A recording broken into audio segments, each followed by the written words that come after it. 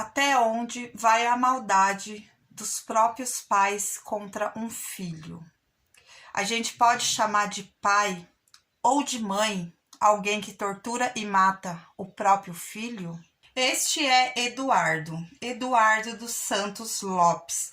Eduardo nasceu em 19 de julho de 2003 e com apenas 4 anos de idade, Eduardo foi espancado e mumificado pelos próprios pais. Oi, gente, tudo bem com vocês? Espero muito que sim, sejam todos bem-vindos ao meu primeiro vídeo contando crimes e eu espero que vocês gostem. Se você gosta desse tipo de conteúdo, já deixa o seu like aí para me ajudar, para fazer a divulgação aqui do canal. Se inscreve no canal, me dê uma oportunidade. Esse é um conteúdo que eu gosto muito e por isso eu vou me dedicar bastante, tá bom?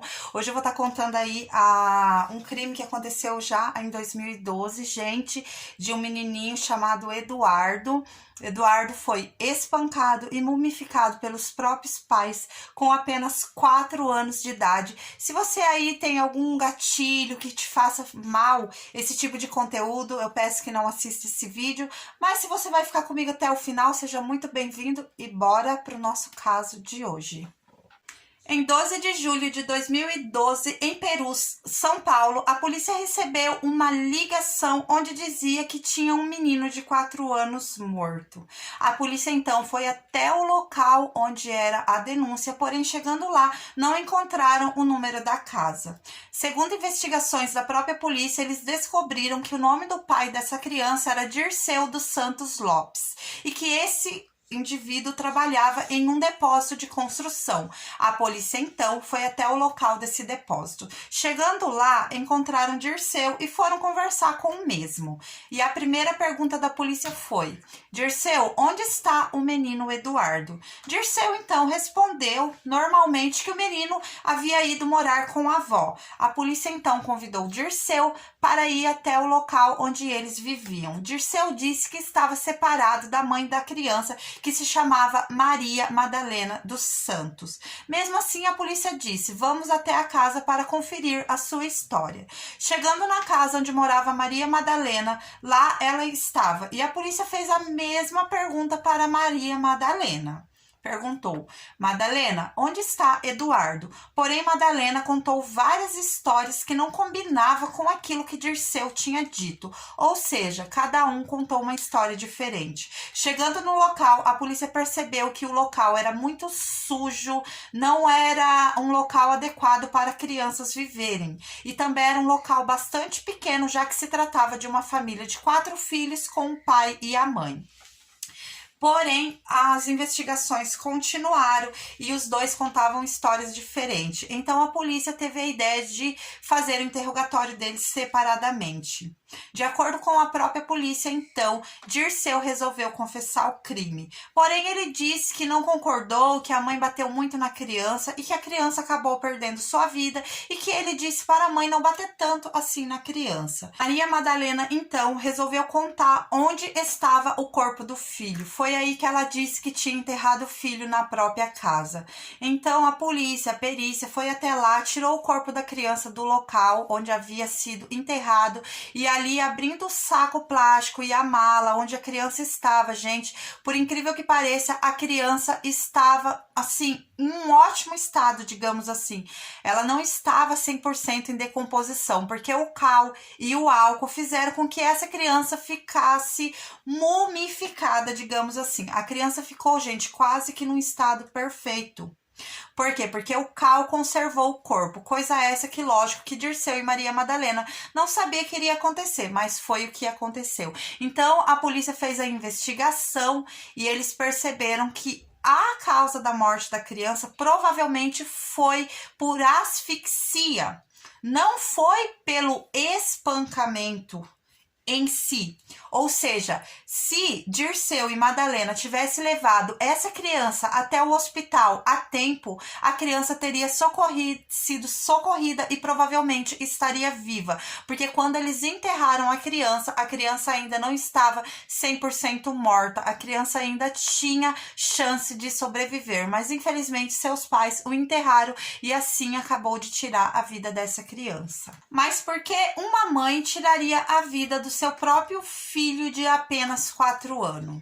Segundo a investigação da polícia, os próprios irmãos da criança tinha uma criança, né, que era mais velha na época, de 13 anos, e a menina contou para a polícia que no dia que a criança faleceu, a mãe Maria Madalena, né, chamou todas as crianças para acordarem no mesmo horário.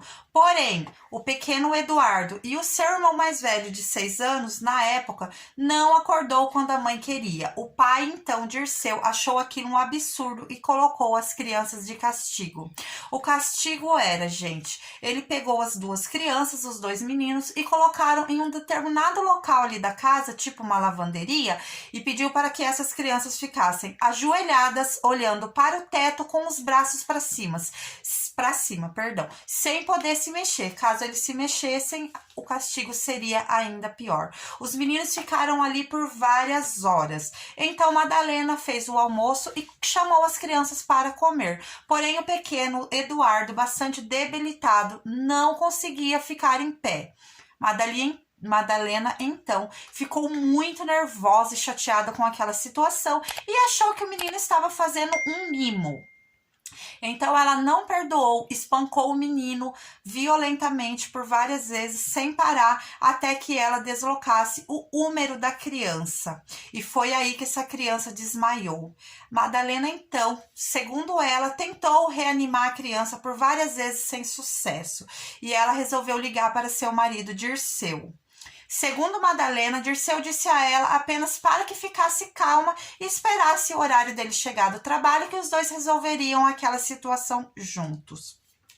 Depois de algumas horas, Dirceu chegou normalmente de seu trabalho e os dois juntos, eles simplesmente falaram, né, acharam ali na cabeça deles que a criança entrou em óbito, que já tinha falecido e não tinha mais o que fazer. Em vez deles levar no hospital ou então chamar a polícia, eles simplesmente passaram álcool no corpo dessa criança, tacaram bastante cal, e jogaram essa criança em vários sacos plásticos e colocaram ali debaixo da cama da beliche onde seus outros filhos moravam. Porém, o tempo foi passando e o cheiro do corpo da criança foi ficando cada vez pior. Madalena, então, colocou mais cal e voltou a colocar a criança no mesmo lugar. Porém, dessa vez, ela colocou a criança dentro de uma mala. E ali a criança ficou por vários meses. Segundo a investigação que eu fiz, as pesquisas que eu fiz, gente, se eu não me engano, ficou por 8 meses nessa situação, essa criança ali. E ela sempre falava para as outras crianças que caso eles contassem para alguém, o destino deles seria o mesmo de seu irmão Eduardo. As crianças, então, não contavam nada, pois tinham muito medo de sua mãe e de seu pai também.